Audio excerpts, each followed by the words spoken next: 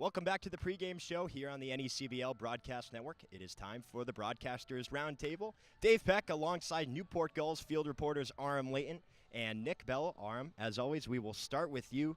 Newport, they were looking so good offensively and then stopped. Shut out in the last two games, both losses, obviously. What has to change in order to get that offense back on track?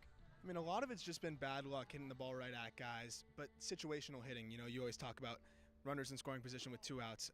They have not been getting guys in those situations, obviously being shut out the last two games, but also just moving guys over, playing small ball, doing whatever you can to get these runs across, because the pitching has not been bad. These have been close games. Even the ones that they've won have been low-scoring games. So just doing the little things, because as we get to the home stretch of the season here, every out, every run, everything matters. So just squeezing out every little hit and run you can get and every extra base you can grab. The pitching has definitely improved, like you mentioned, and Russell Smith, a huge part of that. One of his best outings was last Friday against the Schooners, a big win, but so far this season he is 0-1 with a no decision against New Bedford. What does he have to do to try and establish himself on the mound? Well, he absolutely has to mix it up, which starts with establishing the fastball early in the count, so it gives him the opportunity to mix up more pitches because, like you said, this is his third time facing the team.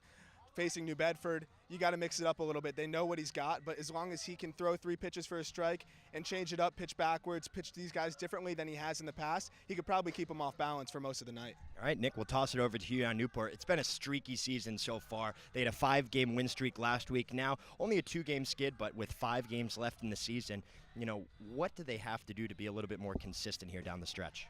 Just like Aram said, you got to be better in situations. You know, we saw it here on Wednesday. You have many opportunities to win the game, but you come up short in those situations where you got to get a run in.